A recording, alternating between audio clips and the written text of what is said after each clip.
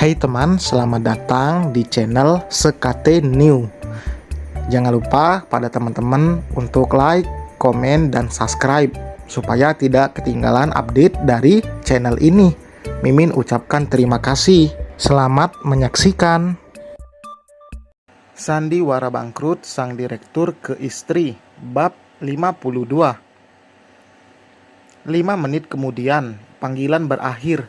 Tanpa pikir panjang, Adrian menjelaskan apa adanya mengenai kondisi perusahaan saat ini. Pelakunya sudah tertangkap.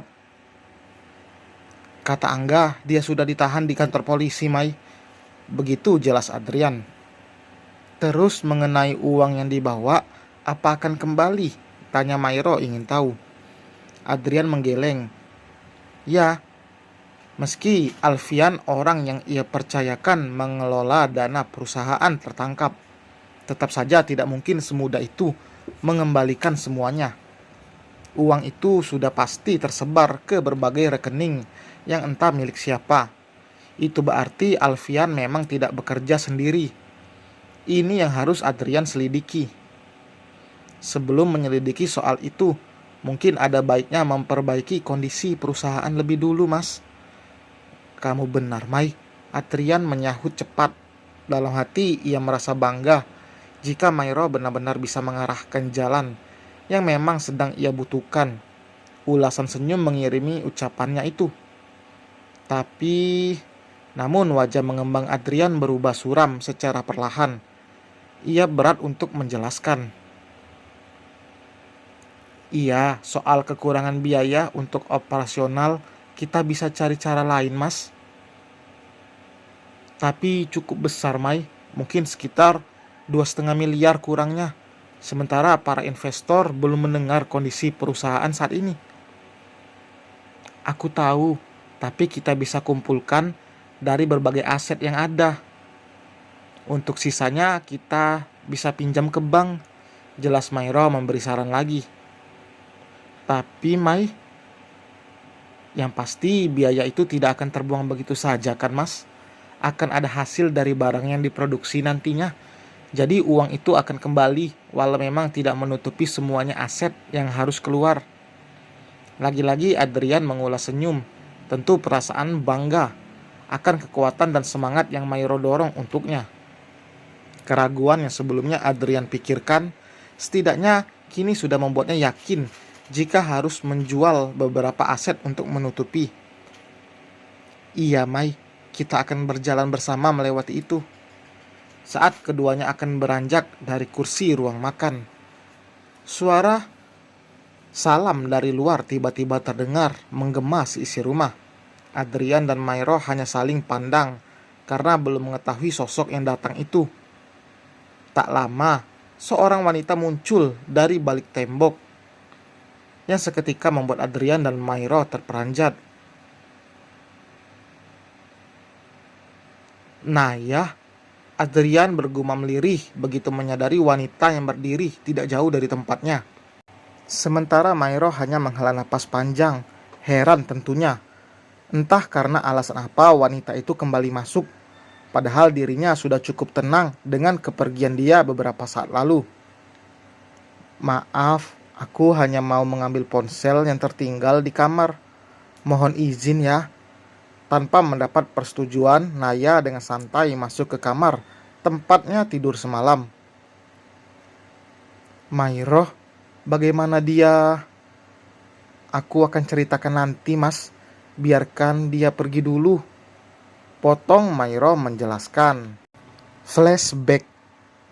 Selamat siang, Pak.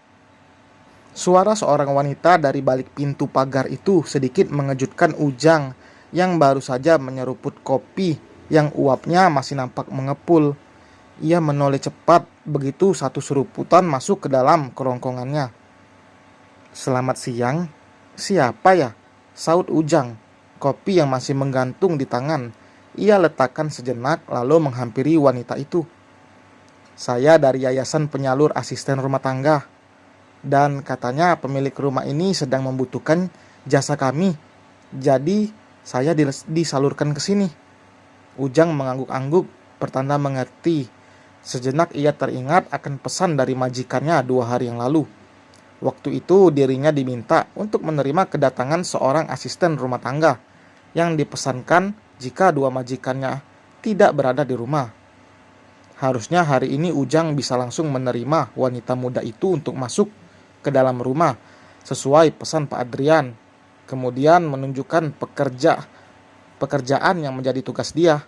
Akan tetapi hubungan sang majikan tidak jadi berbulan madu karena suatu alasan. Tentu semua tetap harus sesuai atas persetujuan mereka dulu. Baik Mbak, saya sampaikan dulu pada majikan saya. Mbak tolong tunggu di sini sebentar, pesan Ujang. Ia bergegas masuk ke dalam rumah majikannya. Begitu wanita itu mengangguk pelan. Beberapa menit kemudian, Ujang berlari keluar dari rumah. Ia segera menghampiri wanita yang masih berada di luar pintu pagar itu. Disampaikannya apa yang Bu Mairo katakan agar wanita itu masuk saja untuk menemui sang majikan. Baik Pak, terima kasih, sahut wanita itu sebelum akhirnya Ujang mengantarkan masuk ke dalam rumah. Sementara dari dalam rumah, Mairo melihat sejenak kondisi Adrian yang masih beristirahat di kamar tamu. Usai meminum obat yang ia berikan, melihatnya sedikit lebih tenang dari sebelumnya.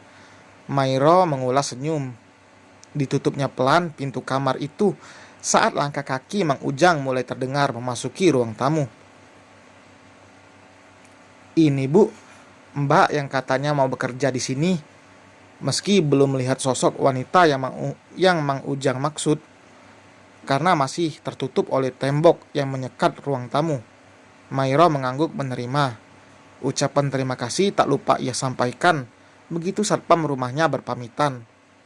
Mairo lalu melangkah masuk ke dalam ruang tamu di sisi sebelah kiri, depan tempatnya berdiri.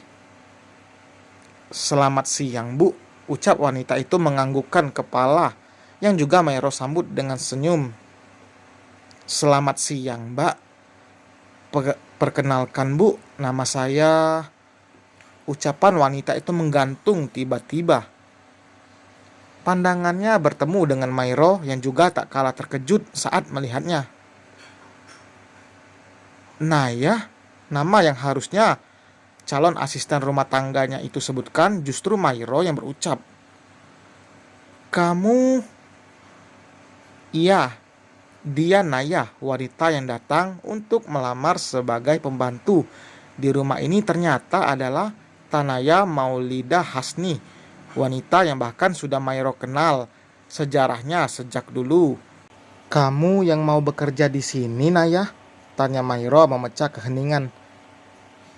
Iya, jawabnya dengan pendek. Sejujurnya Mairo berat menerima Naya untuk bekerja di rumah ini. Sikap dia di masa lalu sudah cukup menjadi alasan baginya.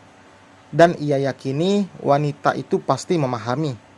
Akan tetapi rasanya tidak manusiawi jika masa lalu buruk terus diungkit, sementara orang itu mungkin saja sudah bertaubat, sudah mengakui kesalahannya, atau bahkan sudah benar-benar berubah. Jujur, aku sangat membutuhkan pekerjaan ini. Naya baru bersuara saat Mairo hampir meninggalkan ruang tamu. Aku butuh uang untuk biaya hidupku sendiri. Minimal beri waktuku untuk 1 bulan ke depan. Setelah itu aku bisa meninggalkan rumah ini dan mencari pekerjaan lain. Yang penting aku sudah punya bekal di luar sana, tambahnya lagi menjelaskan. Mendengar itu tentu Mairo tidak tega. Mau tidak mau ia tetap menerima Naya, entah untuk beberapa lama, karena butuh persetujuan juga dari sang suami sebelum ini. Mungkin baru akan ia sampaikan setelah kondisi Adrian benar-benar pulih. Baik Naya, aku izinkan kamu bekerja di sini, tapi dengan satu syarat. Naya yang sejak tadi masih tertunduk mengangkat wajahnya perlahan. Ia nantikan aturan yang akan Mairo sampaikan. Apa itu? Tanyanya ingin tahu. Jika suami saya menyetujui. mendengar kata suami saya dari Bibi Mairo, tidak bisa dipungkiri jika hal itu sedikit menyesakan hati Naya. Tanpa dijelaskan arti kata itu, ia sudah paham jika yang dia sebutkan adalah Adrian. Tentu saja pria yang juga selama beberapa tahun sebelumnya menjadi pangeran di dalam kehidupannya. Dan selesai teman, terima kasih telah mendengarkan. Wah, dunia ini memang sempit ya. Gimana menurut kalian? Jangan lupa like, komen, dan subscribe. Sampai berjumpa di bab berikutnya. Bye.